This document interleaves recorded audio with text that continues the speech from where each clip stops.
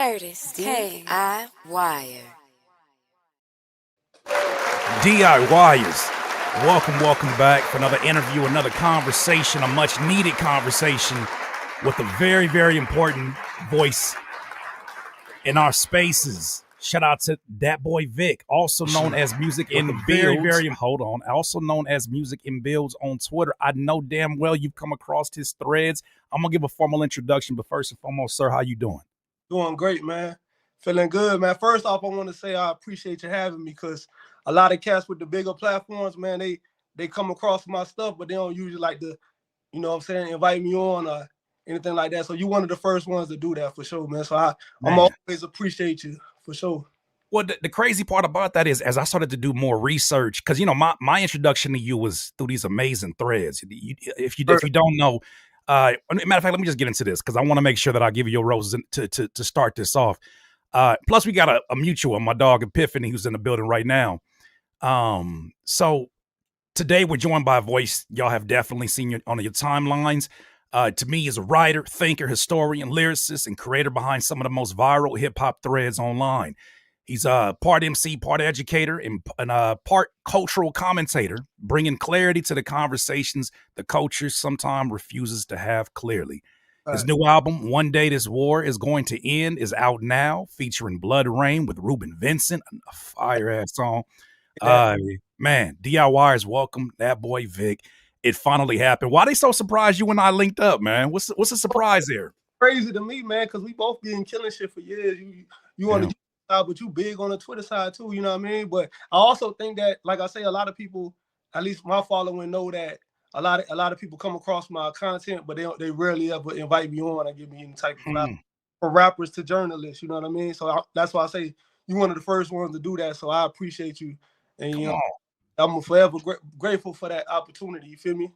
And I don't want to play like I'm being ignorant to it, but I mean, why do you think that is? Because I mean, I hear so many people, and I know you hear it, repeat your takes all the time, you know what I'm saying? And don't want to give any credit to the source. And I'm like, you don't lose any value giving credit to the source. That's why anytime I've covered we've covered your content many a times where you'll say something and I'm like, finally, there's a voice of clarity who has thought out what they're saying, and it's not all about going viral. Of course, I got to go ahead and credit that, because we probably going to return back here and then they're going to eventually ask the question, yo, who is this that keep having these takes? Why do you think that is? Do you have any kind of theories about why? Yeah, it's just because we're in a capitalistic society, and the capitalist society is the word capital. You know, makes people want to compete. So, you know, nobody want to kind of give credit because it kind of take away from them, you know. So we all fight, everybody kind of fighting for, you know, like when something happen quick, everybody want to be the first ones to put it out. You know what I mean? So kind of where they could get it from without kind of up that source, you know. It's like in Blow, you know, Diego ain't want to give up that plug. You know? That's kind of how it is. That's why, but people don't realize, like you said, nobody gonna forget the person who introduced them to somebody else. You feel me? So, you know, you still get your credit too when you introduce people to other stuff or other guys who are just as talented. You know what I mean? Yeah. I read somewhere one time that said they used Martha Stewart as an example, random example. They were saying that she can give you all her recipes. She can even give you the pot she make her stuff in. She not concerned about you setting up shop next to her and taking her out of business, because the more she gives, the more valuable she is. And I absolutely position you the same way, in that the more value that you give, the more people that you piss off with some of these takes, which I think is an amazing thing to have, because we having real hip hop debates, like the prime years of Rap City, the prime years of when we had these conversations on Teen Summit. Like, it's happening again, and I love the fact that it's happening on platforms like X with all the other nonsense that's on there. But for the people meeting you for the first time, how do you define what it is that you do? I'm just a piece of the culture, man. And I kind of got an opinion. I'm a person with an opinion, you know what I mean? And a lot of research. I believe in each one, teach one. So I don't try to hide my knowledge. You know what I mean? I want to be able to spread my knowledge, whether that be, because a lot of people don't even know I rap all the time. You know what I mean? They're just coming across the journalism aspect. And then through the journalism aspect is where they find some raps, you feel me? But I'm just a piece of it all. You know, I do from rapping to writing to all of it. I'm a fan of hip hop first. I'm a part of hip hop culture since I was born in it. You know what I mean? So, and a lot of times, a lot of kids nowadays are raised by radio, mainstream. So I'm a product of the people that the generation. Even though most of my generation was raised by mainstream, I was raised by the older guys who educated me in hip hop. So I figured it was a space on Twitter where sometimes I was like, okay, a lot of guys are not educated on hip hop, and that gave me a way to be able to educate on Twitter. You know what I mean? Yeah. A lot of people have a lot of questions on it, so we just clear up a lot of BS with facts. And I'm glad you went that route, because I do feel like a lot of my peers get into space and be so frustrated with the ignorance that's out there that they won't even explain it. But it's funny because I swear to you, every time another topic comes out, you got a thread for it. Yeah, facts. And the thread might be from 2 years ago, but it's like, I did the knowledge, I did the work, and I have this here to present to you. And I feel like every single time you have something to present to the people. And it's funny because my introduction to you was first through the threads. Okay. Me knowing that you were an artist, it made everything make so much more sense. Because the moment I started seeing you making correlations between like the shift in cinema for like the black father role and how that shifted throughout cinema. Then when I seen you making comparisons of some of the things that Malcolm X said versus what Tupac said, I said, oh, that's I'm the demographic. I'm the one he's talking to. So of course, but then when I heard you was an artist, I said, oh man, now at some point, I hope we cross paths. You know, your threads mix hip hop history, politics, and lyrical insight. Where did that lens come from? It's just like I say, I'm just a product of that. You know, even cinema. You know, I'm like, you know, when you for the people that's into Basquiat, anything about a Basquiat painting was like a collage of things he was into. Each painting represented a collage of what he was into outside of his footprint from where he would step over. If he was into anatomy, whatever book he was reading on anatomy, it would be inside that work. You see what I'm saying? So a lot of times I do that even with my art. If I got a song called Moonwalking, it's because I was reading a book on who built the moon. You know what I mean? So and everything always connects. You know what I mean? So I just kind of add a lot of that all into one. You know? Yeah. It has been a trip watching your threads not only be covered by people who we respect within this culture and be shared, because there are people out here who absolutely champion and have no problem crediting you. I'm one of those that love to share what you do, but then it's also interesting to see it reach some of the people who are on the opposite side, like the receiving end of some of the criticism.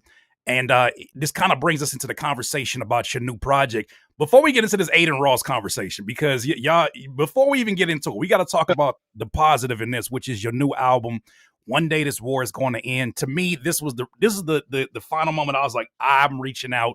I don't see many interviews. I know he probably rare with the interviews, but I'm going to have him on here. But the first question I have for you about the new project, what war are you talking about? Is it internal? Is it cultural? Is it industry? Well, it's all of it. You know, it's a quote from Apocalypse Now, which is one of my favorite films, Francis Ford Coppola. You know, like I say, I'm a film buff, and it's a quote. That quote kind of covers so much, you know. And I wanted to leave it to people, to the listener, to kind of depend on which war they're going through. You know, that could be anxiety. You know, one day you're gonna get over this war. It could be what's going on in Gaza. It could be, you know what I'm saying, whatever war you're going through right now, you know, one day we're going to get through it. You know I said, even if it's beef in the streets, you know what I'm saying, one day the war going to end, you know what I mean? Even if that's death in the end, one day the war will end. So I just kind of made it that quote, you know what I'm saying? Right. And where are you from, by the way, for those that don't know? Columbia, South Carolina. Columbia, South Carolina. Yes. So the perspective you give, especially, you know, we're going to get in a conversation about the Southern hip hop viral take that you had that had a lot of folks like, man, it's funny because every time you give a take like that, it makes people want to do the very thing that we as artists want them to do, which is do your research. Right. Go listen and check my resume. Listen to what I do and realize it's coming from a credible source. The funniest thing is seeing all the people who try to challenge you on your hip hop takes, listen to the album and be like, yeah, I was tripping. I didn't know that you had it. Like, I didn't know of a lyrical tier of someone who was able to see. I don't know how they couldn't make the connection seeing these in-depth threads, but it's funny seeing them going on the opposite end of that. To me, your writing balances raw honesty with intellectual depth. do you feel pressure to simplify or pick or excuse me, to simplify or pick a lane at times? As far as if in the mainstream route? No, not even the mainstream route. Just in terms of knowing that you have such a broader audience now, specifically on X, and knowing that, you know, I have this theory that you got to kind of put the vitamin in a brownie sometimes to get some people who are willing to get into these conversations, but a lot of stuff may go over their heads. I think that's something that you do really well on X, is that you break down these complex topics and you say, you don't dumb it down. I don't like to use that term. You don't dumb it down. You just make it to where it's like, let me walk through the details. Yeah. I had a great teacher tell me, you know, if you can use all those big words and everything, but if you gotta get to the point where everybody in the room can understand it, right? That's a great teacher. So when it comes to music wise, honestly, I'm at peace with the music. I really don't really care to be mainstream or any of that, you know what I mean? Because I wouldn't even be, they would never put me in the mainstream anyway, you know what I mean? Music, I put on Twitter, you know what I'm saying? I just said too much, right. Got too many threads where, you know, mainstream artists, one thing I realized is that once hip hop got to a point where it got a lot of sponsors and deals and everything, and artists started signing deals, they also signed a deal where they couldn't say certain things. You feel me? So it brought more money into hip hop. It also signed away artists from saying things. That's why you will have things going on in the past in the late 80s and you'll hear artists being more vocal about it. But as hip hop got more money involved in it, you got more business coming to it, and artists sign deals and contracts, and and within those contracts, they could no longer say those type of things that fans, conscious fans, wanted to hear them say. So they'll say, "Speak truth to power, speak truth to power." But I can't do that when I got this contract. You know, because it's a conflict now. And you never nearly know the details because, you know, a lot of these contracts are private, but it's crazy to live in 2025 where those things are coming to light now, where they're very implicit, very specifically saying, don't say Jesus. Right. Yeah. Don't say this, don't say that. And just, you know, I understand corporate wanting to protect their interests and their sponsors. Like, that doesn't surprise me. Definitely. I don't empathize with it, but it doesn't surprise me.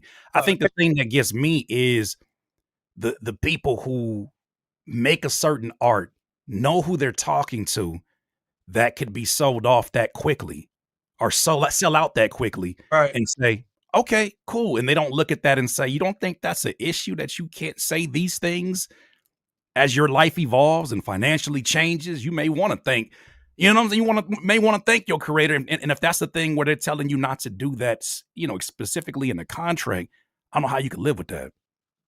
Well, most rappers today, not all of them, but most rappers, you know what I mean, are just rappers. They rap, you know what I mean? They don't really care too much about anything else besides rap. So, and they barely care about rap. They just in it for the money. So, you know what I'm saying? So we gotta be honest with ourselves too, because the one thing is, the fact is that we don't sign the rappers. We don't get to pick which rappers get signed. You know, so when people complain about, you know, old heads will walk up to me and be like, I like rap, but I don't like that the rapper said this, he said that. Okay, I get it, but the rapper, we didn't, the black community didn't sign the rapper. You see what I'm saying? So that's when you gotta take up with somebody else. But as far as rappers that are vocal about certain things, to me, I call those the gangster rappers, right? Like drill rappers and the rappers rap about robbing and killing and all that, and not, you know, them really ain't the gangster rappers. The gangster rappers is the ones that the labels are scared of, right? Because they may say something that they're not supposed to say. Gangster rappers, the ones that they call gangster rappers, they apologize whenever they cross the line. The boss say, "Hey, you're not supposed to say that." Proper apology tomorrow. You feel me? So, and we had conscious rappers in the early 90s who did that same thing. So, it's for the business. I get it. You're not supposed to say certain things. It's understandable. However, we can't have a culture full of nothing but sellouts who just care about money. You know what I mean? Our genre is dead, which that's why our genre is so dead now. Outside of artists like Kendrick Lamar and J. Cole, you know, outside of that, for the most part, a couple other ones, you know, you heard one of them, you heard them all. They all just talking about the same thing. The realest shit going on in the world right now. And, you know, they have nothing to say about it. So even like during the George Floyd protests and all those protests, however people feel about it, whatever protest was going on, one thing you noticed was that rappers was listening to like Fight the Power. I mean, people protesters was listening to Fight the Power or Dr. Dre, the day niggas took over, and all going back to the old days to find stuff to write to be a rebel against, because the art shit now is nothing but money holds clothes. See what I'm saying? So if I was gonna say, if anything, it feels like it's rebelling against the foundation. It's rebelling against having integrity. It's rebelling against having a moral compass. Like this is the first time period that I've lived in that I can remember where it's not so much a rejection of intellectual conversations. It's not such a rejection of just logic. There's an anger and an aggression to the idea. Why would you subject me to that in the music? Why would you, like, why are y'all doing all this preaching? I can't imagine how many times somebody probably told that to you, because you be on here, you get on here and you really do be like letting people know, no, that we're not about to have no gray area. You either on one side of it. Oh, do we lose you? We might have lost you for a second. Give him a little second to come back. DIYers, I appreciate you being here. Definitely hit the like button. I think we might have lost them just with the reception real quick. No worries. We might have got. Did we get infiltrated? Did we say too much too soon? They see these two names came together. They was like, cut that immediately. We'll give him a second. No. We gonna get it. We gonna make it happen. What's good with you, Piff? I know Piff was excited about getting this started. Trying to see if I can get him back here. Good to see you. Good to see you. Good to see you. Good to see you. I'm curious, how many of you are already familiar with this brother's platform and what he does? I'm very curious. Mikey Show be lurking in the shadows. Oh, okay, here we go. I got you back. Yeah, you got me. You know, you started talking too much truth, and you know, I think the algorithm, the AI picked up that you and I having a conversation. They said, "No, we gotta cut this out." But considering you were in the middle of your point, what were we talking about specifically? About the aggression that people have towards logical conversations. I can hear you. Can you hear me? I can hear you. What about now?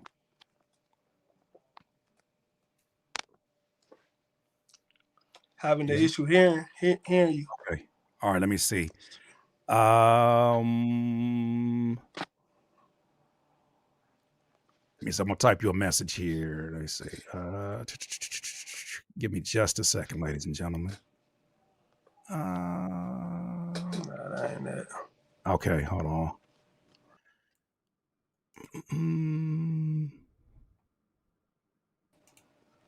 What about now? I know how to get back on, yo. Okay. Let me do this. Let me shoot you a message. I'm gonna DM you real quick. We'll get it started, ladies and gentlemen. Let me see.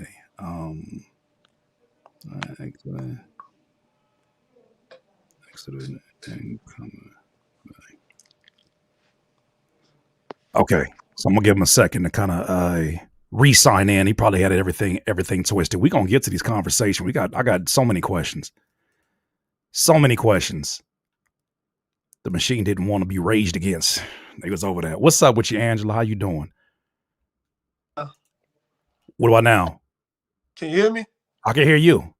We good money now. We're good. Yeah, ain't nothing stopping this conversation. Hey, the people try to stop us. See, I started saying shit they didn't want to hear. You know what I'm saying?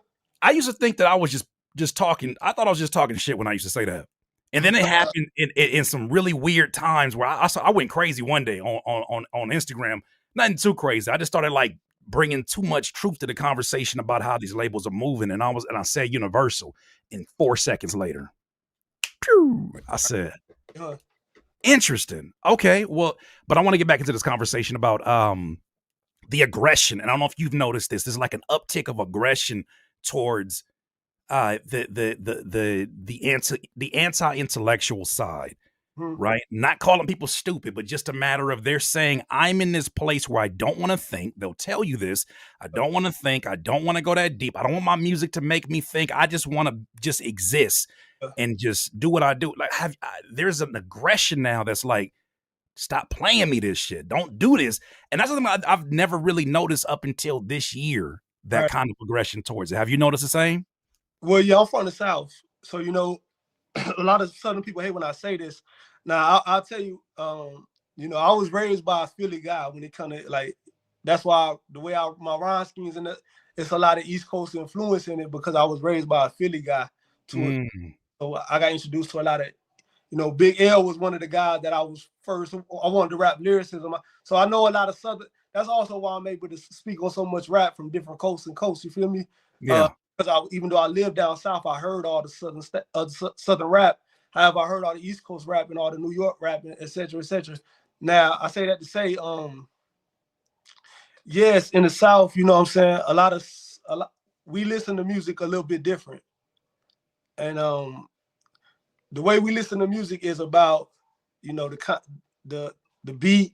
We listen to the beat first. You got to be able to vibe to it.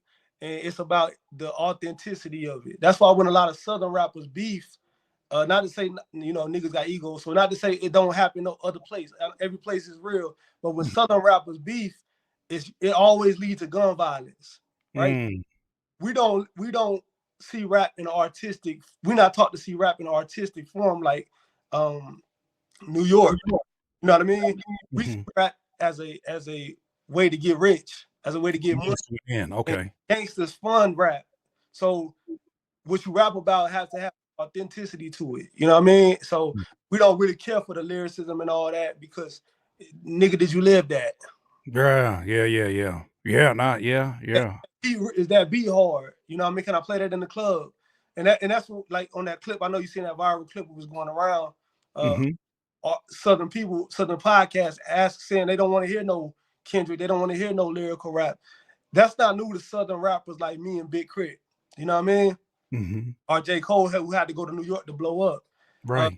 We have Southern lyricists too. However, even Southern fans are Southern lyricists' worst nightmare to a degree. You know what I mean? Because we're not allowed to be lyrical without feeling like we are trying to bite off New York or trying to bite this way, even though we had the Outcasts and the Bun B's and all that. You know what I mean? So it's just the reality of what I grew up in, where, you know, we don't necessarily care about the lyricism for the most part. We just care about did you live that, and is that beat hard, and is that hook tight, and can the hoes dance to this? You know what I mean?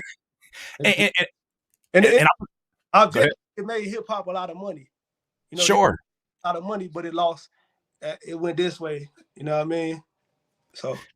And I was having this conversation. I ended up turning into me blocking somebody because I was like, we're not having a, like, if we having a meeting of the minds and we can have a logical conversation, cool. But he was just spewing things, and I was like, are you sure you're not an industry bot right now? Because the way that you talking to me sounds like I'm talking to an exec that is misplaced.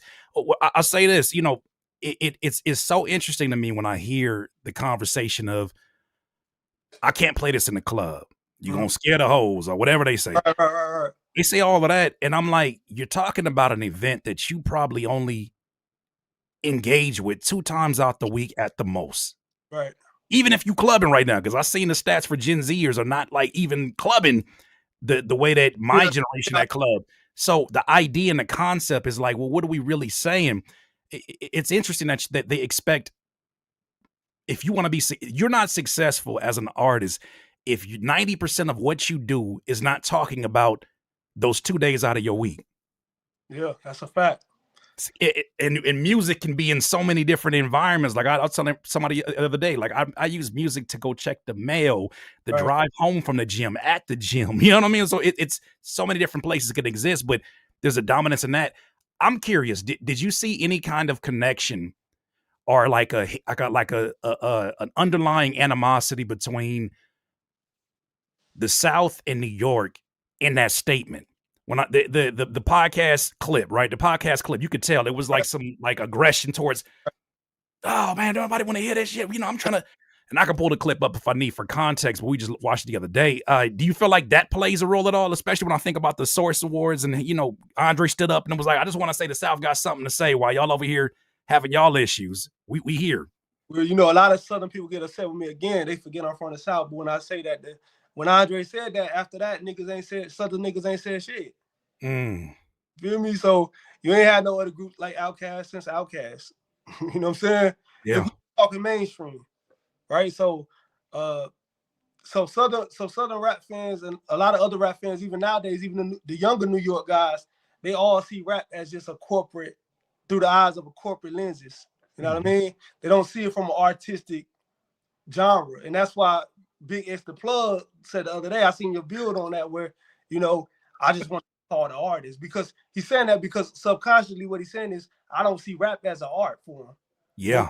Art form, however, when you take the lyricism out of it and say lyricism don't matter and all that, that's a gateway to taking away the art form, because again, this is an art form where you don't have to be able to perfect your singing, right? You don't have to be able to perfect nothing. You just have to, you can roll out of bed now. If you take lyricism out of it, it's not an art form. Niggas talking over beats. Yeah. You know, I'm a rapper myself.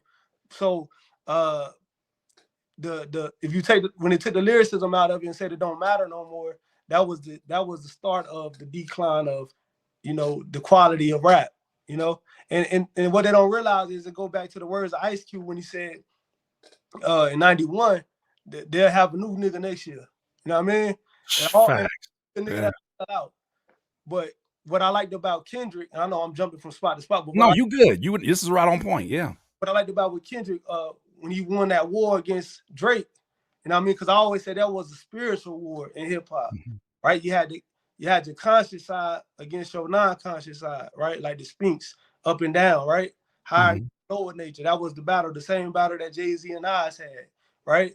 And the higher power won, which was Kendrick, and it shifted the paradigm, right? And it got rid of a lot of the bullshit rap.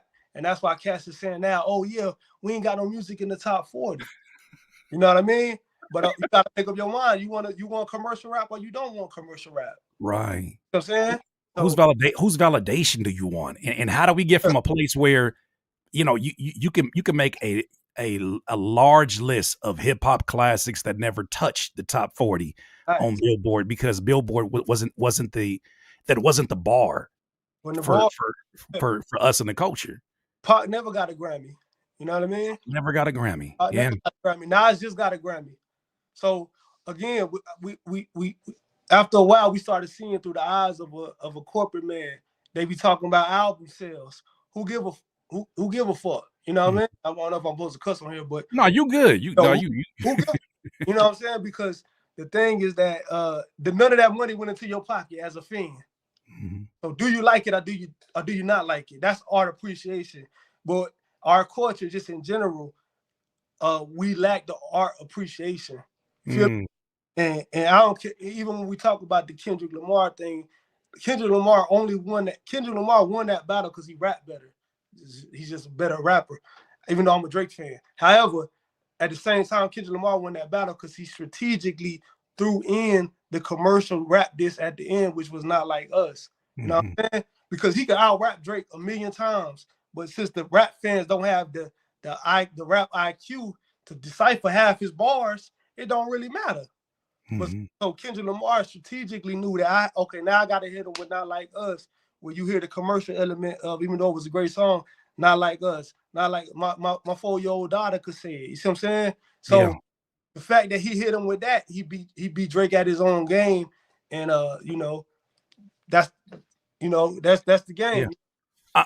I'm curious because you talk about the not only the artist who takes on that mentality of a corporate entity, but also the consumer. Where do you because it's going to lead me into these Adin Ross questions. Where do you think it gets to a point where a consumer who has no skin in the game, they have no benefit from an album that goes number one, they have no benefit from an artist that has a million listeners on Spotify versus 4 on Spotify, but they find themselves in the middle of these conversations. It almost feels like it's a rebellion against what being young in music was about, which was like, whatever my parents don't like I'm finna be on something else. It's almost like they're rebelling against the things that are like, wait a minute, wait. Wait, you want to engage in these conversations about sales? Your whole value is centered on that. Yeah. What is your perspective of how that got to the listener? Well, it's just like I say, it's the miseducation. They got the miseducation of the Negro. It's miseducation of the rap fan. The rap fans, like born probably in the early 2000s. They just, you got to keep in mind that they didn't grow up on certain shit, and they didn't have parents that introduced them. Like I said, I had an OG that introduced me to all the stuff from the 90s in the late 80s. So I was able to love rap for the element of the lyricism and the subject matter and the artistic value of it. These guys, a lot of young, not to sound like the old head who punching the fist, but I'm just giving it the true as I can give it. A lot of cats was even in my peer group was taught to just look at rap through the eyes of profit. Mm-hmm. You know what I mean? And when you listen, we grew up on DJ. Technically, even me as a kid, I grew up on DJ Act. You know what I'm saying? Started coming out when I was like 19. So one thing he always talked on is album sales. That's one thing when we used to watch Rap City in the basement, they didn't talk about album sales. You know what I mean? DJ Act was one of the first ones that I knew personally that just started bringing on album sales. And since DJ Act is, because hip hop got subgenres, right? And these subgenres is at war within each other.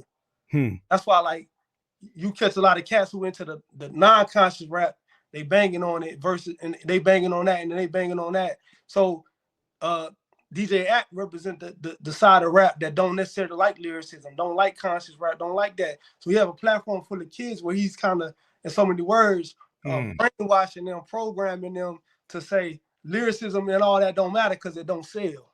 You see what I'm saying? So kids hear that, we old enough to know better, but the kids hear that and say, well, shit, if it don't sell, it don't matter. Right. And that's such an insane thing. And it's funny because that's what got that gentleman blocked the other day, is that I was telling him, I was like, because I had followed him before, and I was like, I thought that he understood what my mission was, which, I speak for DIYers, independent artists, and I'm always champion independent artists, and especially artists that take their time to work on their craft, whether you're a producer, lyricist, songwriter, singer. I care because you care. Yeah. So with that said, this gentleman was he I kept telling him, I said, because his argument was, hip hop's in a terrible place.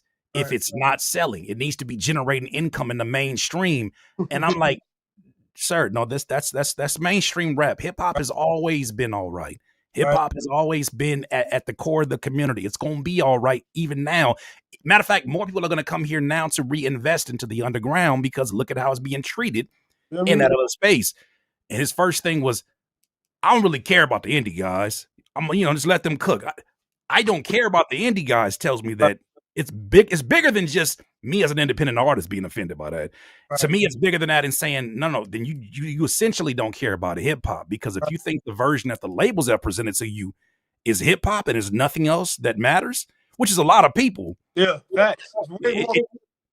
To think like that. But Jizza said it in 93, right?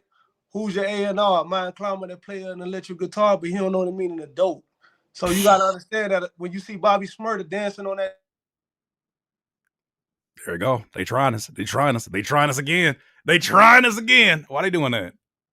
DIYers, why they doing that? DIYers, why they doing that? Why they doing that? Do they know where the conversation going? It's all good. I'm gonna keep all of this up here too. We're gonna have this conversation. There it goes. There we go. All right, you all good.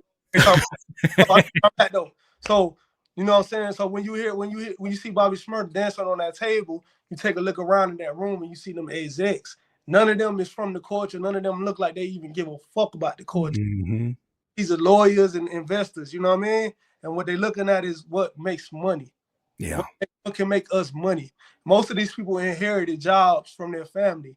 You know what I'm saying? They really have no love for the genre. And it used to be a thing where the rappers had love for the genre and the fans had love for the genre. But they, like I say, after a period of time, it became all about money. But we do live in a capitalistic society. You know what I mean? And in the words of Dr. King, we gonna get inherited into a burning house. So, you know, we gonna lose all our shit. Yeah, yeah. Reality of it. So you can't. Only way you gonna catch real music is on the underground and to the mainstream. Now, not to stay on the point is though, when Kendrick Lamar beat Drake, you know what I'm saying? That's his opportunity to kind of do what Drake did, how Drake went and introduced.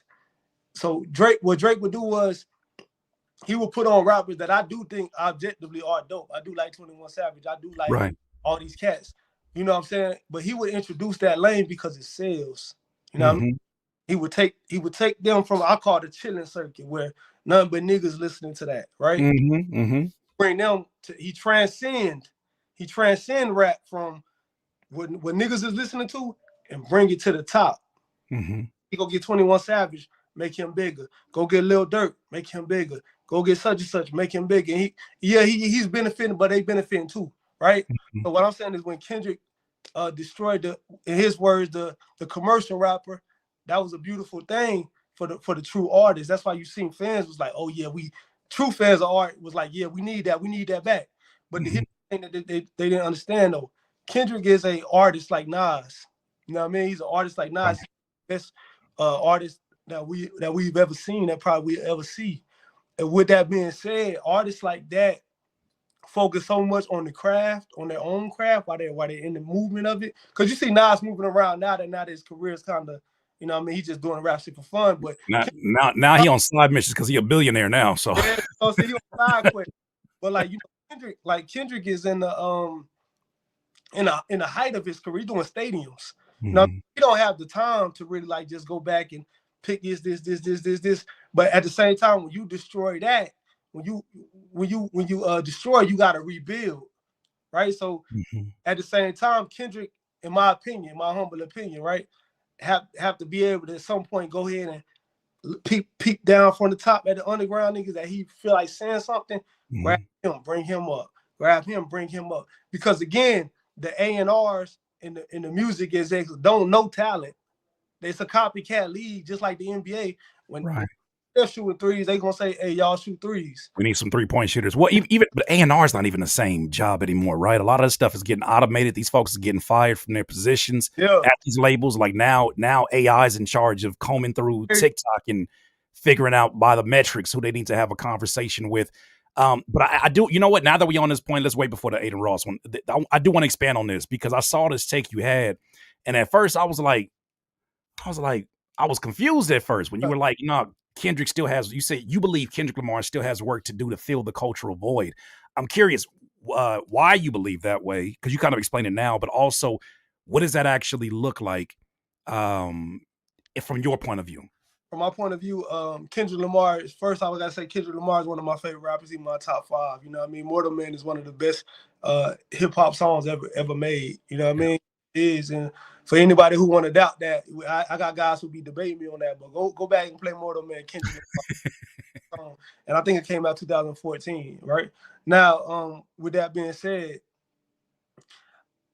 when you destroy something, you got to rebuild it, right? So part of, you know, this is just me as a fan. I'm a fan of Kendrick Lamar, I'm a fan of Drake, but I'm a fan of the artistic side always over the entertainment side, right? You have an entertainment side of rap, then you have an artistic side of rap. And that's what these two represented, the entertainer versus the artist. Right.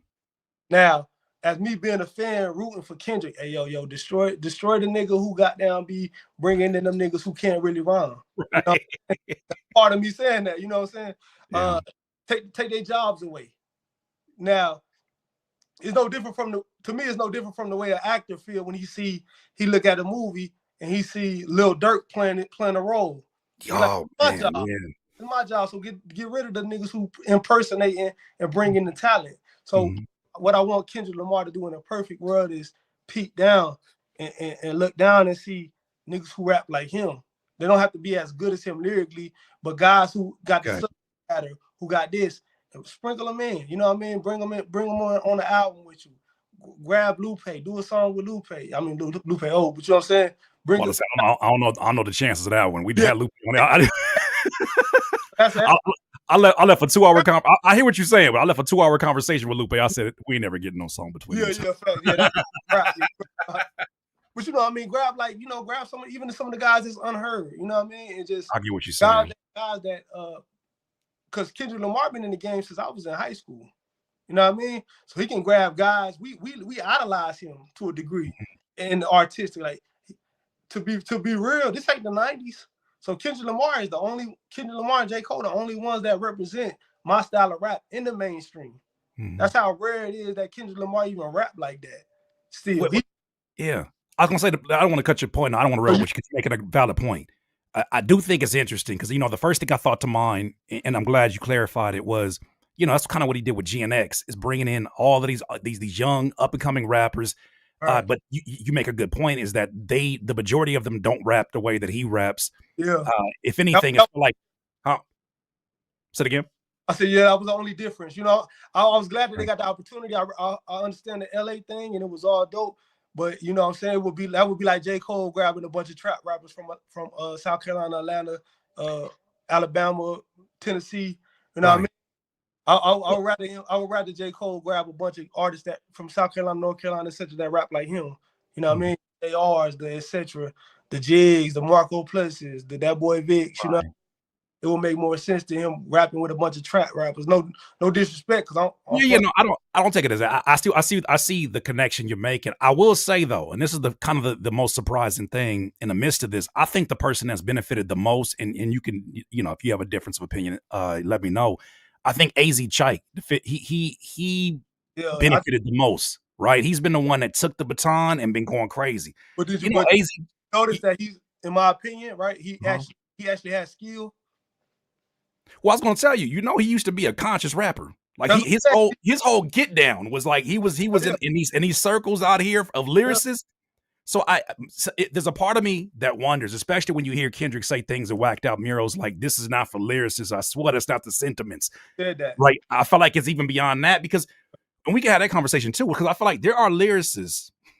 Ooh, they hated this take, but I'll stand on it. I feel like you for a second. I feel like you for like one day. Right. Look. I have this theory about lyricists, not even lyricists, not even do that. People who are posing as lyricists that understand the formula. Right. The same way you have people that they'll call back in the 2010s mumble rappers because they're following a formula. They sound like the other person. Well, I think that exists on the other side too, except they're copying people with skill sets. But when you really dive down into the actual quadrants and you're listening to the lyrics and what they're saying, there's not a whole lot of depth there. There's a lot of like buzzwords over boom bap beats, and it's like, dog, you mumbling too, but you just have a more clear. So I them niggas whack too. That's why I had to have you here. Go ahead. They just rapping on Alchemist beats, but they talking about the same shit. You know what I'm saying? Rapping on Alchemist beats is so correct. Yeah. Man, this shit, niggas rapping about the same shit just on the Alchemist beat. So niggas feel like, oh, this is more hip hop. But that's why I tell niggas all the time, you got to be able. It's what Tupac said in that interview where he was locked up. We had Yummy Sanders in the back, right? Mm-hmm. Man, the Afro Tupac. Yep, you got to be able to listen to the words. Ask yourself, is that some real shit? You know what I mean? Mm-hmm. Because I hustled out. I grew up hustling all that, but at the same time, it's like if you got to be able to add more to that to really be considered a lyricist. Is no different from now. I'm in my Pierce bag right now. We both are. It's all good. What make Kendrick special though is that he can jump in and out that bag. A lot of the lyrical rappers, you know what I mean? Yeah. He can do both. He can do both. And even a songwriting bag. They don't have a songwriting bag basically that they can go back and forth with. They don't have the songwriting bag. A lot of them don't have. A lot of lyrical rappers for some reason they're not necessarily great songwriters. Mm-hmm. Well, I won't say songwriters. They're not hit makers, right? Okay. To me, like a great song, like I have great songwriting, right? It's just about that's a great song, right? Yeah. But it's not a hit record, right? Mm-hmm. Different because people think songwriting. Oh, he's a great songwriter, but it's getting hot in here. I'll take off all you. That really wasn't great songwriting. That was a great hit. Mm-hmm. But nothing special on Bob Dylan level writing. It was no great writing to it. It just was a great hit. See what I'm saying? So a lot of fans get that confused. Yes, a lot of lyrical rappers cannot make a hit record, but some of them are great songwriters, right? And this verses are hits for them too, right? Like there's a hit for you and I that doesn't necessarily mean it needs to be the same formula as something that's going viral on TikTok. A hit for you is for me, for you and I, especially because we talk to an audience that is very in tune with our points of views and our thoughts on things. Like I see people quoting back lyrics of events that have happened to me. I look at that and I say, you hit with your audience. Yeah. And when you think about what the purpose of a hit is, I had a DJ one time say, it's like a billboard on a freeway, right? You're doing all this work in your small business.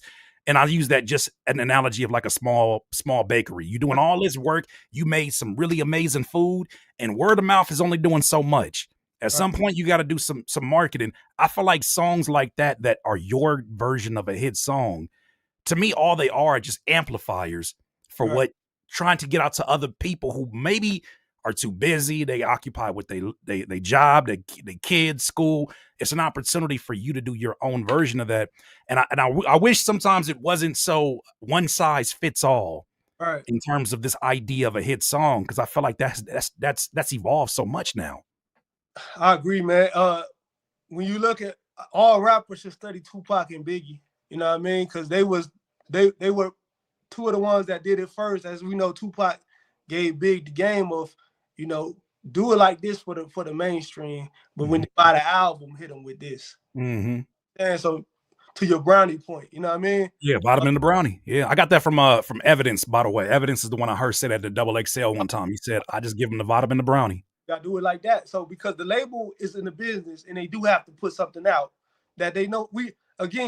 I'm a film enthusiast. I love film, right? But whether people know it or not, the same thing that's going on in hip hop is going on in the film industry, right? Yeah. You know, certain films that are getting a big budget are not necessarily great films. They just like they're gonna sell. You know what I mean? Marvel's gonna sell, but it's not Martin Scorsese, it's not Tarantino, but it will sell.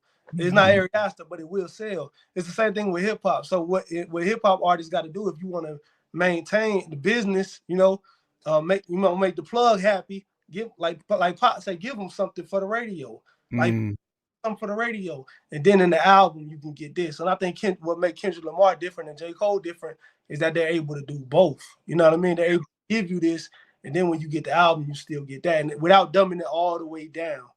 You know what I mean? Because even not like us, Kendrick Lamar, a lot of people didn't peep it, but Kendrick Lamar snuck in that last verse. He snuck in that once upon a time all of us was in chains. Yeah.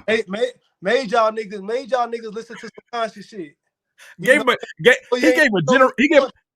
gave a generation obsessed with saying it ain't that deep. A history lesson in a fourth verse on a mustard beat. On the last verse, snuck it in. You know what I'm saying? That's crazy. Hell shit, bro. You know what I'm saying? Yeah.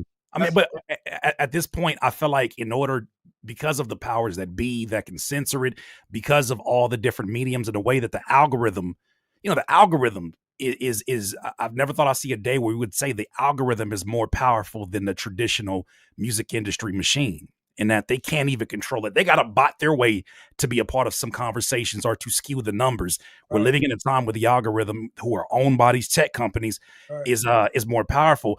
I want to ease into this conversation, and I know it's going to be a little bit out of place, but in terms of the threads, when did that become something for you where it went from you're sharing your thoughts to, oh no, this is actually getting algorithmic favor and it's reaching a lot of people?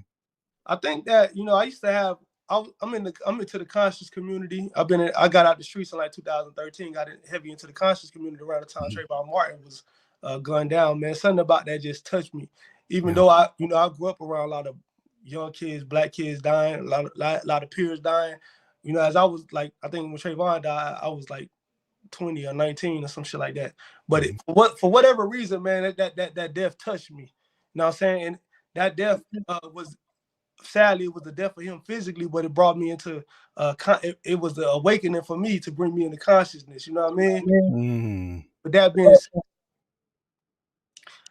I would study different schools of thought, and we have what would they call it? You know how you got this part of Twitter, You know, we had conscious Twitter, and I was, you know, build on it every now and then, but a lot of cats would push back on some of the stuff I said, right? So I would end up, to prove myself, I would do this, and then I add that thread and that there, and then it became a thing where I was like, okay, because a lot of, one thing is when you say things and when it's new information, people run from anything new. You know what I mean? It's the unknown, the fear of the unknown, right? Like when you first take your kid to kindergarten, they scared of it. You know what I mean? When you lose your virginity, you scared, but once you in there, you were like, this shit ain't that bad. It ain't that bad. It ain't that bad. So often, you know what I'm saying? So in the same stuff, when I got on Twitter just to bullshit, but then after a while it became a thing where I was like, okay, a lot of cats is, wanting to debate me on it, and I'm having to show and prove. Right. So what I would do was I would state my statement. Cats would be up under the comment section going crazy, and I would just add pieces to it to destroy all their arguments with facts. You know what I mean? But it was new information. That's where I was going with that. And with the new information, obviously people want to reject it. Right. So I would always have to prove myself by adding layer after layer of facts. If it's anything, it's going to be thorough. That's one thing that you're going to see. When you follow him on Twitter, every one of these takes, whether you agree with it or not, he's going to make a lawyer level defense of what's going on every time. I'm also objective too. So a lot of people, very much. Since I'm objective about it, I don't have a dog in the fight on a lot of shit. So even though I'm from the South, I have no dog in the fight if niggas say Southern rappers ain't rapping about shit. You know what I'm saying? I'm like, I don't feel the type of way. It's true. You know what I mean? So that was a lot of people's foundation they can't move from. You know what I mean? But for me, since I don't have a dog in the fight, I can say, I mean, I agree with Candace Owens on that point. I agree with they're not ready for that. They don't like that. They don't like that. You're supposed to be with the mob. You're supposed to go with the mob, the angry mob. You got to go with every point of view. Yeah, you got to. You know what I mean? So they're gonna push back first. Yeah. But and you're gonna lose some niggas. If the pastor don't say what the church want to say, they'll find a new church. But the cats who really appreciate knowledge, and I tell people all the time, if you want a nigga that's gonna tell you what you want to hear, you want a pimp. See what I'm saying? But I don't pay. Hold on, wait. Let that land. If you want somebody to tell you, say it again one more time. You want somebody to tell you what you want to hear. For all the cats who want master teachers and all that. If you want confirmation bias and all that, you don't want to learn nothing new. You want a pimp. A pimp what you want to hear. That's why you hear Dr. Umar, no shades to him, but donations. You feel me? I don't ask y'all for nothing. Never seen it. Yeah. I don't ask y'all for nothing. So at the same time, with that being said, I'm free. I don't have to say nothing to you that you're gonna like or don't like. If you like it, it's cool. But if you don't like it, cool. But what I'm gonna do is make you look in that mirror. You feel me? I'm gonna tell you that you ain't shit. So that way, see a good, like I say with Dr. Umar, I love Dr. Umar, but I don't love Dr. Umar. But let me clean this up real quick. Yeah, no worries. All right, Dr. Umar, I've been listening to Dr. Umar when I was first coming to the conscious community. But as he got famous, he kind of, he did the fame thing. But Dr. Umar has always catered to Black women. That's his base. You know what I mean? No different from, CK. I don't want to mess up your shit. You know what I'm saying? You know what I'm talking about, right? Yeah. You said, yeah. Okay, yeah. Oh, yeah. I was like, what'd I do? Curtis King? Nah, my bad. You good. I had to think for a second. I was like, wait a minute. Or whatever, you know what I mean? So as far with him, saying things to the white base without challenging them, right? He would call out blacks be doing this, blacks be doing that, they doing that. Listen, all that, yeah. Hey, yo, them whites at the trailer park need to brush their teeth. They need to get off that meth. See what I'm saying? It's the same thing Dr. Umar would do as far as this, but he would never call the sisters out. So when the Sukiana thing happened, I was hoping that he would call Sukiana out, but he didn't. And it showed me that, okay, it's pimping. Because pimping is telling somebody what they want to hear. If you want to help, you tell them what they need to hear.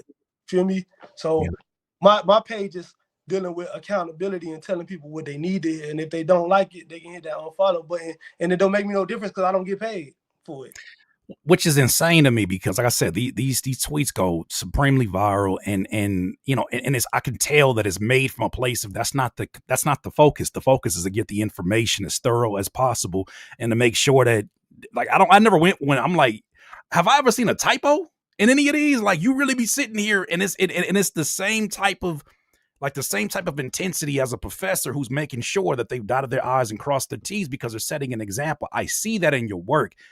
That said, even through that, even through Epiphany even brought it up, like, even through being shadow banned at times, definitely, you still find your way somehow, some way to me, he is a symptom of a bigger problem, just like academics is. They're not the problem, but they're a symptom of a bigger problem.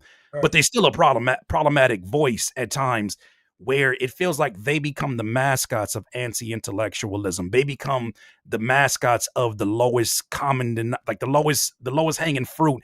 And they love using black folks as a part of their target practice. Yeah. But they do it in a way where, because they're surrounded by some of their black streamer friends, you can't really call me racist. Like, I'm comfortable. That's all it is. And the black security guards. And the black security. Yeah, that's the irony. The irony. When we look at this 100 years from now, all black security guards. You feel me? All of them, neon, all of them. And you need us. You need us to protect your ass if something get too crazy because of what you said. So for those who had listened to, was it Barry and Kings where you made the mention? Oh yeah, man, yeah, Barry and Kings. I love tapped Adin Ross. You feel me? I had to think for a second. I'd never heard his actual last name, so I thought he was saying Adin Ross team. And I was like, oh no, it's his actual name. And I seen people quoting it. You didn't dodge anything when you went at Adin Ross. Could you kind of give people an idea of how y'all two worlds even crossed paths? Kind of crazy. And led to you mentioning a whole lot of truth for him to have to digest in that song. Right. So first I say I've been on Twitter for a couple years, you know what I mean? But my follower count is 35,000. However, I did 146 million impressions last year. Right? I'm shadow banned for a reason, because I be saying things that don't really rock with the algorithm. It's a man versus machine type of system that we living in, right? It's the reason why BB, y'all know who I'm talking about, literally said we're gonna buy TikTok, right? So fighting for the algorithm, because the algorithm controls what's hot and what's not. Now, to your question, what happened was, Adin Ross, I never really paid him no mind, you know what I mean? But I was watching Breakfast Club one day, and they was interviewing Neon, and they was calling out Neon for his racist comments. Right. Adin Ross was chiming in for whatever reason. He was calling in, chiming in, even though Neon is trying to apologize and all that. Adin Ross is like, man, fuck apologizing to them. Don't do that. And then he doubled down and he disrespected him. Tip, I think the girl name is Tiff on there. You know what I mean? All that. So I was just, for me, when you come in this culture, you gotta take your shoes off at the door. Hello. But a lot of cats, again, we dealing with a capitalist society, so if you got money, you can get in. And a lot of dudes know that. You know what I'm saying? Adin Rothstein is one of them cats that know that. He know that if he got money, you know what I'm saying, he might come buy a seat at the table, as long as he got the money. Once the money gone, he's just a regular white boy. You know what I'm saying? So with that being said, when I seen the way he was disrespecting him, I said, all right, I ain't gonna come at him crazy. I'm gonna just get in my journalism bag and make him look in the mirror. That's the mirror work, right? So I'm gonna do my research and dig every clip up that where it was some racist or something that could be against black women, whether it be fuck Meg Thee Stallion, that bitch she got shot. You know what I mean? Whether you like however you feel about it, whatever, you outside the culture, so you shouldn't be saying that shit anyway. Not your place to have a comment on it in the first, not aggressive commentary. You might want to make some general commentary, but you're talking like it's the same issue with this whole Rory situation. Yeah. It's like, how comfortable did you feel that you could even take on the nuance biases and the nuance, you know what I mean? Like internal conversations that we may have where they're still problematic, but that's our problematic. You know what I mean? Like that. When we call our people out, it ain't the same as when Rush Limbaugh try to call our people out. Facts. We doing it with love. them niggas doing it. You a guest. You supposed to just sit down and shut the hell up when it comes to certain shit like that. Let the family discuss it how they discuss it. But people feel so comfortable. You know what I mean? We let people in and they feel so comfortable that he was saying all this crazy stuff. But I really didn't say nothing sideways to him. All I did was put together clips of him and Neon and all the races that he's connected to, the Myron Gaines, who says anti-black stuff and all this, right? Yeah. And the Sneeko and all these red pill dudes, you know what I'm saying? And I put a thread together. Right? Oh, wait. Before you get there, I need y'all to understand how terrifying that is. We had FD Signify the other day, and I said some of the most terrifying words you can hear is Deleted just dropped another video about you. FD Signifier is putting his pen to work about you. I'm gonna add that boy Vic. He's doing a build on you. He just started a thread on you. That's some terrifying words right there. But continue. What was the context of that? About to fire that ass up. Hey, shout out to Signifier too. I be watching his shit dope. I seen that video which y'all did too. But yeah, man. So I just put it together, and what it is it's called mirror work, right? It make a man look in the mirror, no matter his race. All the shit said, all this, that. So what I did was that's all I did. I ain't even add really a lot of commentary to it. It just was. He said this. He said blacks with monkeys. He said this. He's associated with this dude who said that. Who said this? And it was a long ass story. I was surprised that the shit was that long. I was like, God damn. So what happened was it went hella viral. It got to like 8 million, 5 million views, something like that. Ooh. And what happened was a lot of cats was like, yo, they send that to Adin. Send that to Adin. He got a crazy fan base. And what happened was maybe like 20 minutes later. They was tagging me like, yo, Adin Ross just mentioned you in his live stream, you know. And when I tapped in, you know, that's all. Again, I didn't say nothing sideways towards, bro. I just hit him with shit he said. I've been around, you know what I mean.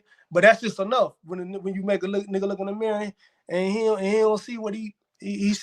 He starts panicking. He like, wait a minute, I can't. You know what I mean? So it's like the emperor. It's like the emperor's new clothes. Like when he figure out that he naked, he's like, wait a minute, y'all ain't supposed to. No. Perfect analogy though. You know what I mean? So when he seen it, he started going through it. And he's going through it on the live stream. You know, he's like, man, what the fuck? He even when you look at his own face, he's like, God damn, this shit look bad. You know what I'm saying? By the end of it, you did it. But you did it. You did it. You did it. It wasn't AI. That wasn't Sora. You did it. As I told him, I said, bro, those your clips. Yeah. So it ain't like that was intentional too, right? Because I ain't want to seem like I'm gonna just come at him. They'll say he hating or whatever. Mm-hmm. Reality is, I'm just giving you shit that you put out. Damn, mirror work is crazy. That's intense. It touched him. So by the end, he got to the end of it. He was like, man, music and bills, man. Let me holler at you. You know what I'm saying? After he had already disrespected and said, fuck my family and all kind of crazy, gonna sue me and all kind of crazy shit. You gonna sue you? Didn't he pull up like this just shows you once again these voices, these faces are a symptom of a bigger problem. He pulled up Spotify numbers. Yeah. To you gonna pull up somebody's Spotify listeners as a rebuttal to your racist statements and videos. Do you not see the problem here? You don't see it? You know what I'm saying? But in the words of, Adin Rothstein, don't worry about my Spotify. I did numbers in real life that would have caught your eye. Yep. So Adin Rothstein, he say what you want. But yeah, a lot of people run to their monthly listeners and all that because again, he's a product of the DJ academics and all that, right? Where they push the numbers game and they push the fake value system. You know what I mean? Nobody care how much records Black Thought sell when he put out an album. It's Black Thought. Yeah. They care he put an album out. We get some new Black Thought. Okay, let's listen to what he got. Yeah. That's where the art is the center. I just can't imagine listening to music with a calculator. That's real though. You know what I mean? It's sad. But again, we became corporate. So we think like the corporate mind, like you say, none of that money going back in your pocket. Don't none of it benefit. That's why somebody I was in the middle of getting, it might have been bots attacking me or whatever, and I said something to somebody because I like retweeting, and I feel you do the same thing at times, or we do the same thing, and that right. You got to make sure you say this statement to this person, but everybody else needs to understand, like, in case you may become this person one day, here's what we stand for. Here's what we say.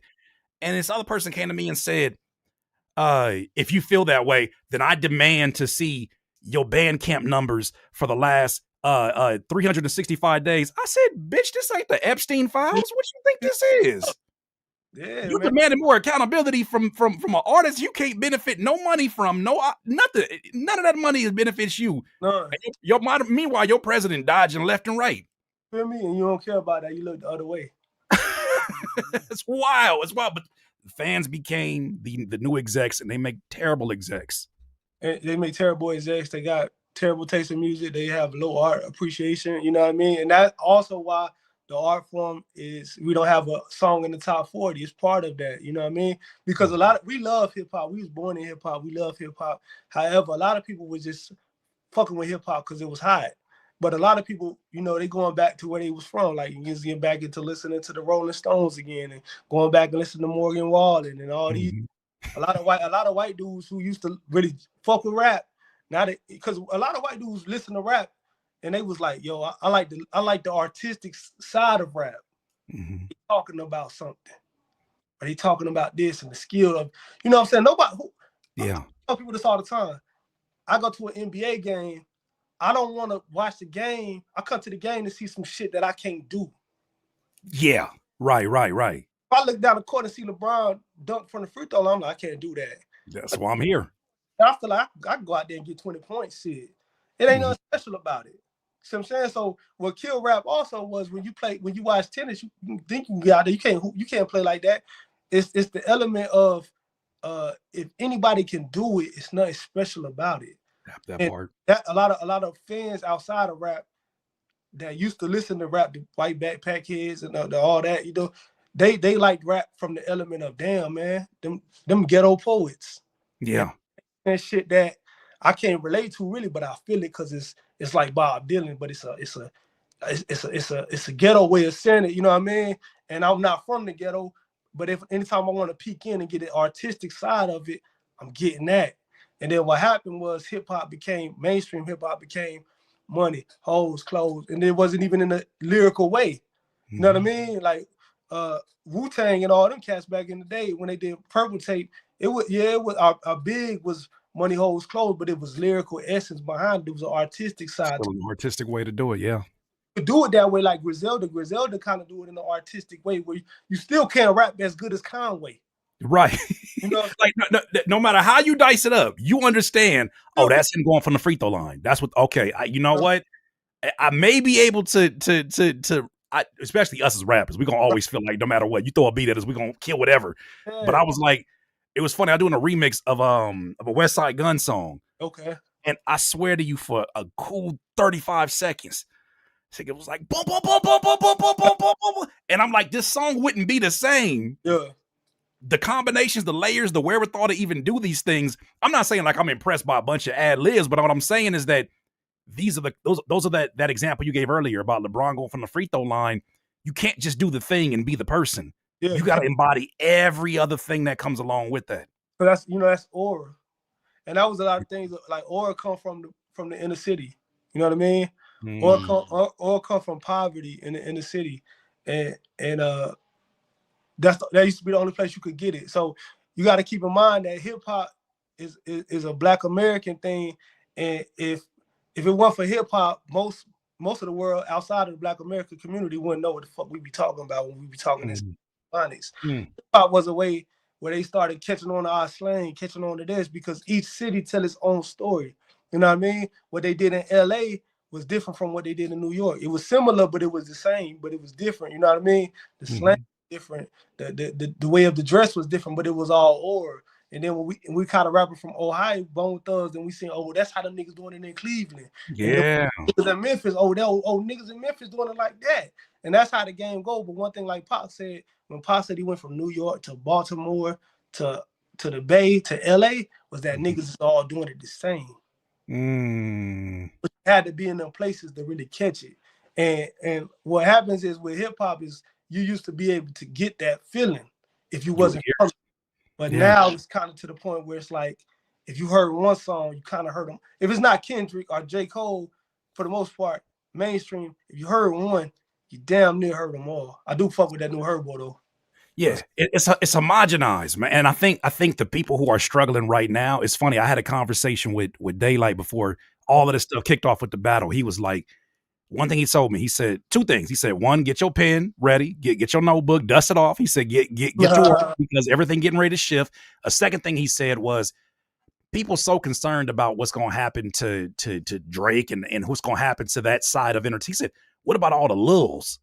Insert whatever rapper name you want. What about the lils who are going to look at this and say, I made a name off of making music where the entertainment was me being so detached from the problems of the people, being like hearing, you remember when Young Thug made that statement at the award show? Like, we get money. I don't really care about none of that political stuff or who got shot or whatever. To me, that was once again a symptom of a bigger problem that was already prevalent. You see it now, and it's like those same people don't understand. You can't touch the people in this point in time. Going back to that Nina Simone quote where she says, artists of the time reflect the time. True artists reflect the time. What do you do when you too rich? You too detached? You don't even live in the same places. You don't party the same places. What relation do you have outside of skin color, outside of maybe regional, where you from? There's a lot of things a lot of people gonna have to try to make peace with if they even want to make money. They can't even make money the same way because that well's getting ready to dry up. Luke, see what AI is getting ready to do in this conversation. I would say if you look at Kendrick, man, you know, Kendrick is a great example of he been getting money. Not I ain't pocket watching him, but you know, he been getting money since I was since I was in high school. Right. He always makes a point to touch on culture, and he never seems to lose that sense of community. No matter how rich he get, no matter how many albums he sells, he always goes back to every album he touches on the community. You know what I mean? And it's a thing where as long you can move out the hood, but as long as you stay connected with the community, you will always be one with the community. You know what I mean? And that's what a lot of people don't understand. So no matter how rich you get, if your soul is right and you tap in with the community, it don't matter. You know what I mean? This shit not a costume. So it's like how some niggas be wearing dashikis and shit. I rock the low. You know what I mean? It's not a costume in you. It's not on you. So no matter how far Kendrick Lamar sell, how many whatever, he still gave you a mortal man. Still gave you a black of the berry, I believe. You know what I mean? Still gave you all these joints. Still put that last verse in on Not Like Us. Still, it's a pride thing. But this issue is outside of just rap music in general. Black people have to be proud to be black again. You know what I mean?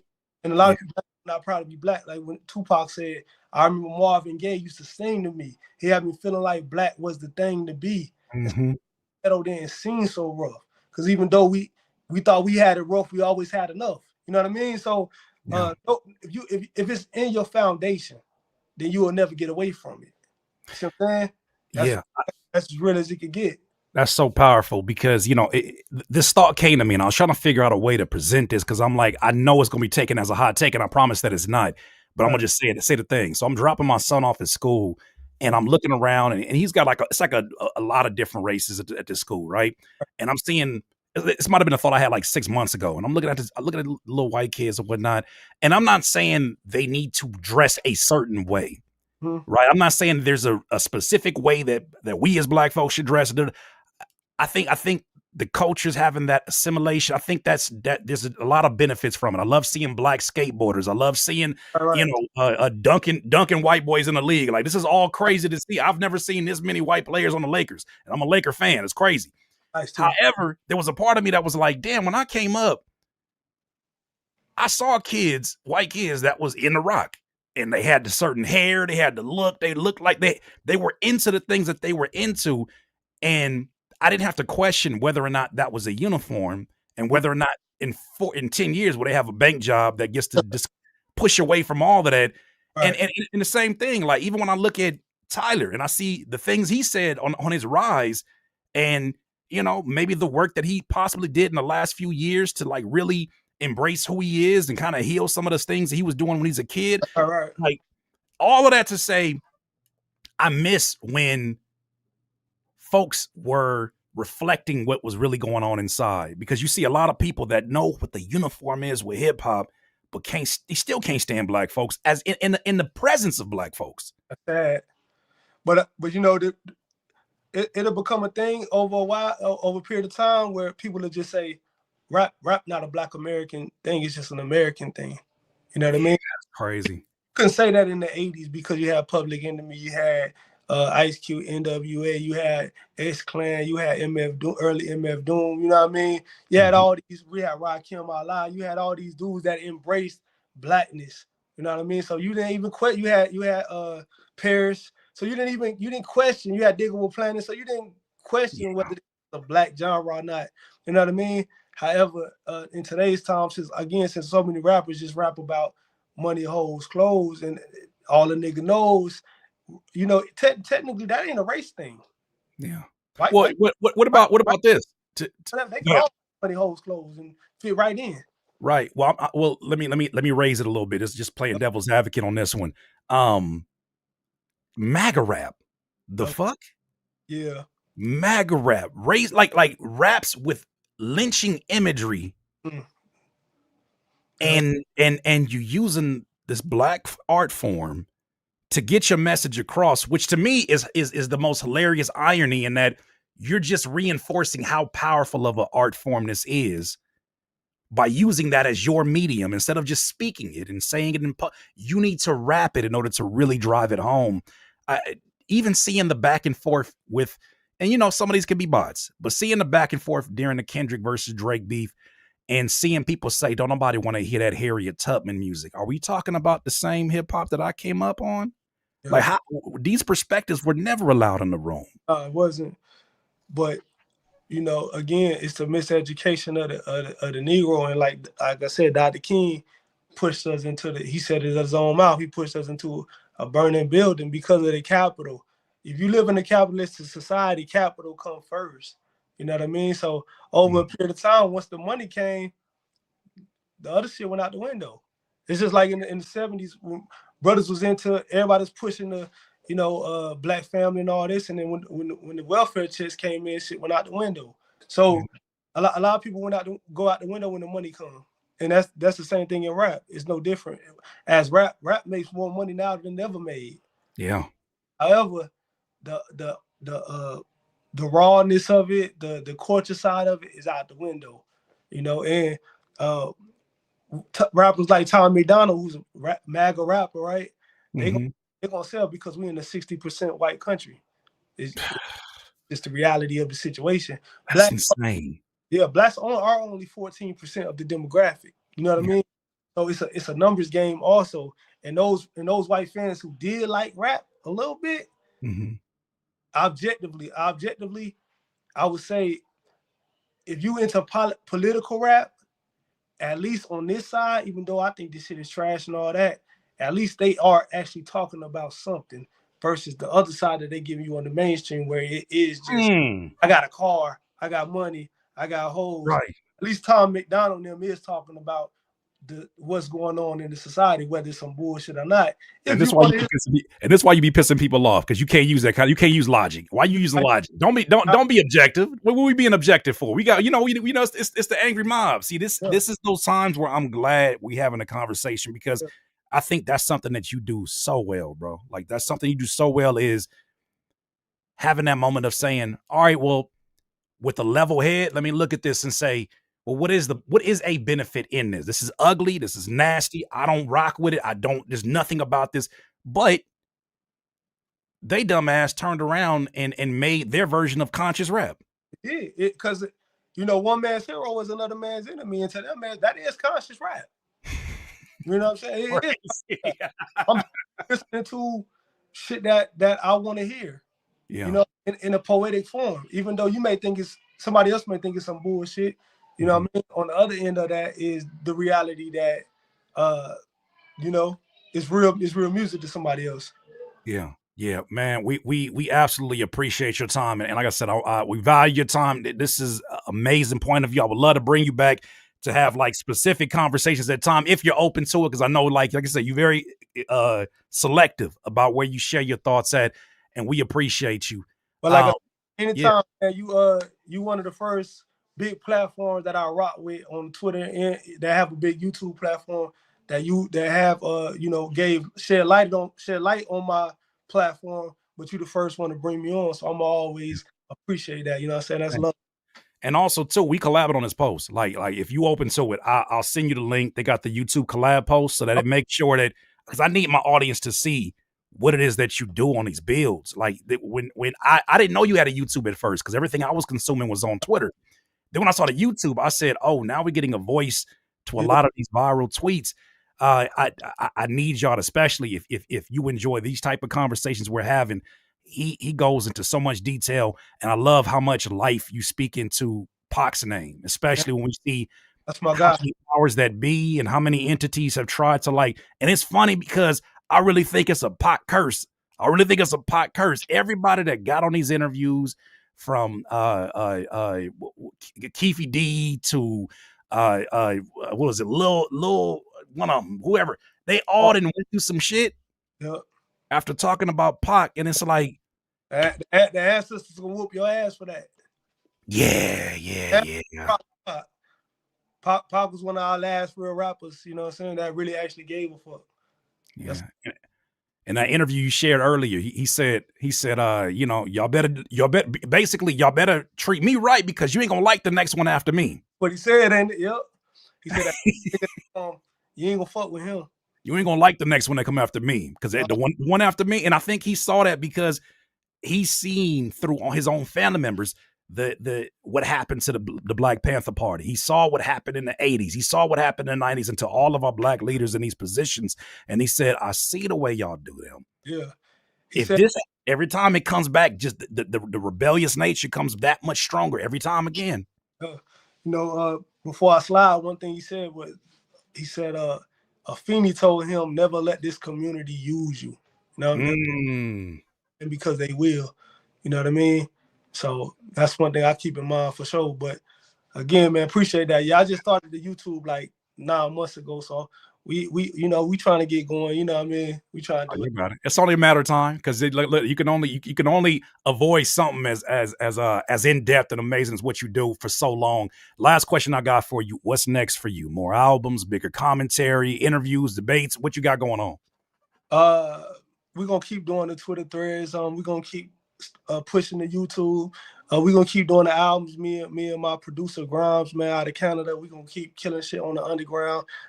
We'll see, man. I got a slot from a bigger rapper. I ain't gonna say his name right now. Tapped in. You say you want to put me on. I worked with a lot of the bigger rappers in the underground scene, the Rome Streets, the Ransoms, Ransom, all that. Even the Crooked Eye, legendary Crooked Eye. You know what I'm saying? Crooked Eye, yeah. But one of them hit me up, you know what I'm saying? Not one of them, but one of them hit me up. I ain't gonna say no names right now, because it ain't, it might not fall through, but I know about that. You know what I'm saying? You know how these niggas is. So if you go through, you know what I'm saying, you'll hear from me on that album. It'll be just like a YouTube version of you say your big platform on the artist at the bottom. And that's one thing we gotta do before I slide. We're in a capitalistic society, and one thing in the underground rap scene is that rappers feel like, especially in the lyricism department, when we all compete, right? Mm-hmm. We all feel like, oh, I can't put this dude on and put that dude on because he may steal from me. When we do songs together featuring, the fans say who had the better verse instead of did you like the song? So this all this the rap genre, the sub genre of hip hop lyricism, where we're constantly in the competitive point where none of us feel like, well, I'm gonna put him on because he may steal some shine from me. Well, that's what we gotta kill, man. You know what I'm saying? Rap rappers always did it. Share love, put everybody on. If they dope, you know what I mean? Rock it like that. Come on, we salute you, man. Round of applause to everything that you're saying, bro. We appreciate you. And you're not lying, because I feel like we as human beings need each other more now, more than ever. Especially us as Black folks. We need each other more now than ever. Because when you see what's being pushed, it's not hard to tell. Like I seen another artist, AI artist, that got pushed out. That happened to be a Black country AI generated artist who got #1 songs. We already know how this is going to play out. We know what they trying to do with that situation.